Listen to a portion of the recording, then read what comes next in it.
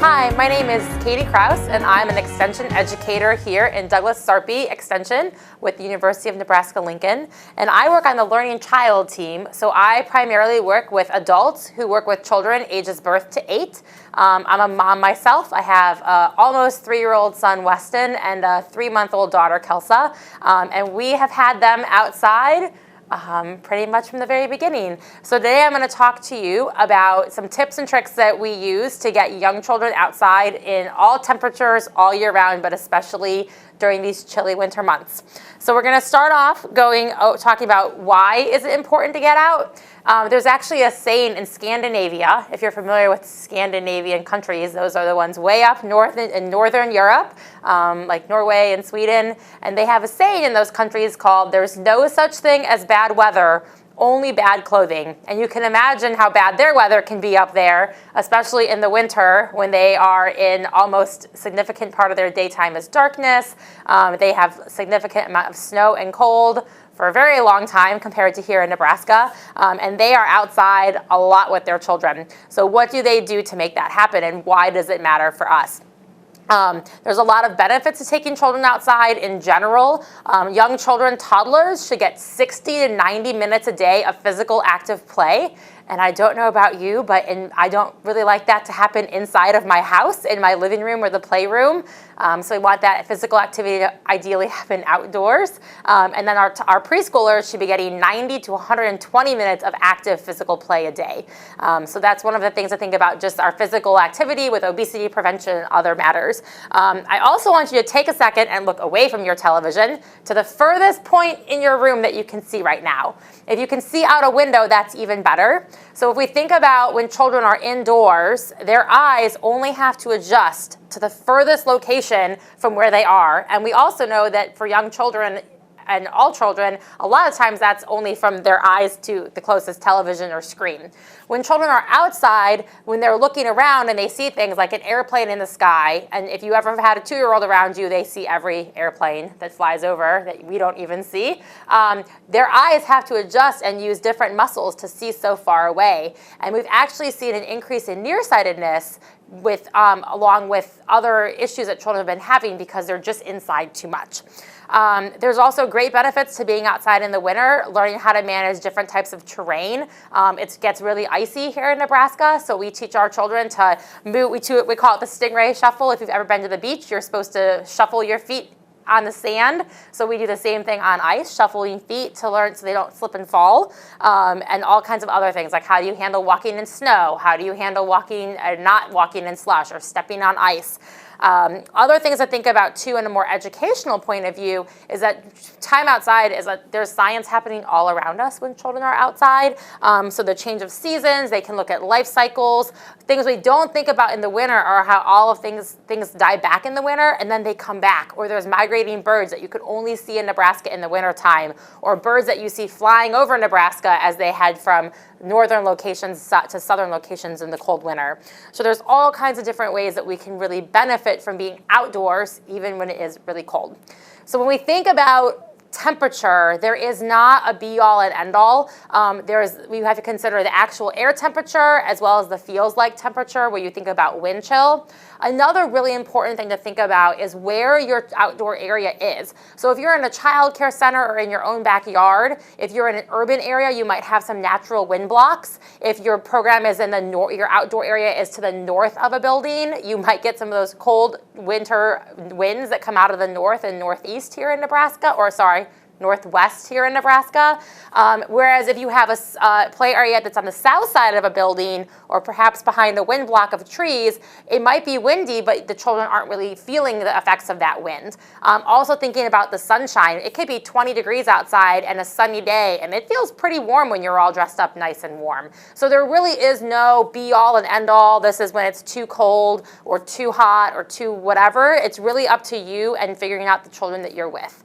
I personally tend to not go outside if there is a wind advisory. If I'm in an area with trees, if there's no trees, I don't worry about it too much. But things like wind chill warnings and wind chill advisories, I do tend to kind of avoid much outside time, maybe just a quick run outside and back in, because there are some frostbite issues with that. So let's go ahead and talk about what to put on these kids when they're outside. So we start off with a base layer. My mom would have called these long underwear back in the 80s, but now we call them base layers. You can often get these out of wool or other synthetic high-tech fibers. This is my son's, his shirt, I don't know where he put it the other day, so we have just his pants here today. But these fit underneath of other clothing, so there's a base layer. And ideally, you want to have a pants and a shirt, a long sleeve base layer shirt. If you don't have that, just add an extra layer. Sometimes, like lots of kids have leggings, that works just as well. We try to use wool socks, or we double layer cotton socks. Wool socks make a huge difference to little feet in the winter. You do have to be careful you don't get too much padding on, because if their shoes don't fit, they're not going to be comfortable. And then we always do a layer of regular clothing. So sometimes, depending upon your individual child and the temperature it is, you might want to do 1 or 2 long sleeve shirts. My son prefers sweatshirts. I prefer him in sweaters, so it depends on what kind of day we're having. But then I usually do a sweater over top. And then for my son and all children, especially toddlers and preschoolers, I highly recommend doing some type of like athletic pants or sweatpants as your I call it like your regular clothes layer. Jeans tend to be really restrictive when you've got tons of layers. So we really try not to do too many of the jeans. Usually like wind pants or something like this is great. So that's what our start off with. Then we get to our exterior layers. So we do a nice winter coat. This is actually a winter coat I don't like to use for my son because it's camouflage. And if you've ever taken your child into grass or the woods or anywhere, if they're wearing camouflage, it's hard to see them if they get far away from you. So this is kind of a backup coat for him. His nice bright red coat is with him today at childcare. But I do some type of a winter coat.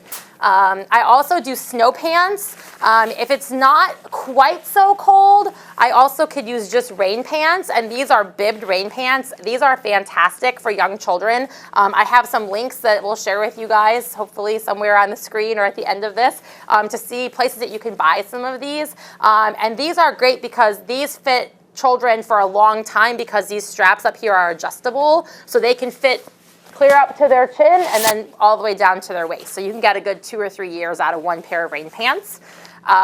I do recommend, this is an insider's tip, if you have a child that's learning how to use the potty, sometimes these bib pants are really hard to get out of quickly. So I do tend to use elastic waistband pants for kids that are learning how to use the bathroom. So if you have an emergency, you do not want to be wet. Anytime you get wet, whether internally or externally, being wet in the winter can equal cold. So we don't want to have that happen.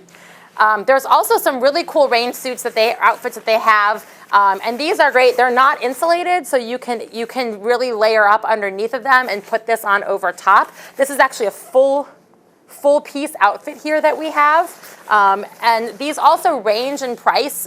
Some of them you can get for as little as $15, and some of them can be well into the $100 and $150 range. I tend to get mine. I have already bought this one. My child will not fit in this for another 3 years probably, but it was on super duper clearance, so I picked one up and I know one day it will fit him. Another really crucial part of being outdoors is accessories. So I have little mittens here that we put on, which are crucial. And then these are amazing. These are called rain mittens or over mittens. And they're little, they're just basically raincoat material. And they have a little, they call them my son calls them his duck gloves. But they have a little, they can still use their thumb in them and pick things up, but it keeps their hands nice and dry, and it straps over to keep it on. I had to ask permission to borrow this for my son this morning. Hopefully he's not too chilly today. This is called a gaiter, and this just goes over his neck like a scarf, but it doesn't get all untangled like scarves do. And this is just, you can just look up, it's called a gaiter, and they're really super easy to make. This is my husband's for hunting, but we also use a balaclava, which you can put over your whole head and neck, which helps keep you warm, and then some type of waterproof boots. I actually don't recommend you use rain boots unless you have great wool socks on underneath, because your little feet get very cold in rain boots. But if you have some winter boots, those are the best to go with, but rain boots are a good substitute as long as you have enough socks on. So I'm going to move all these ones out of the way. And I mentioned I have a little girl, Kelsa, who's just 3 months old. And we have been able to take her outside. She was out for the first time in cold weather when she was about a month old. And there's a few tricks to that with little ones. So the first thing that we have, these are just little leg warmers that I have for her. They're just adult crew socks that we've cut down to make little leg warmers. So she wears these, and then she wears a regular outfit over top, whether they be pants or a little sleeper. And then what I do for her is I actually have the baby carrier that I put her in.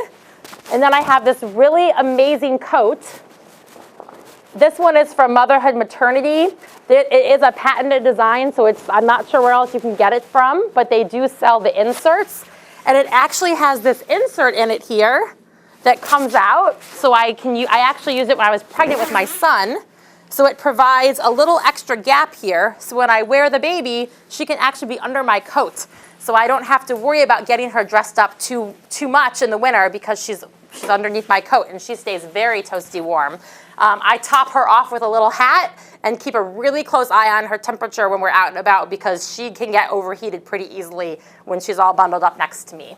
The one thing I did want to mention is that you might see products like these. We use this for her if we're going to set her down on a blanket outside in the winter. We do not use products like this in the car seat. They might be sold for car seats, but anything for any child in a car seat that you have to loosen the car seat up to get them to fit in is probably not safe. We're not going to talk too much about car seat safety, but I do recommend looking up some other resources for that.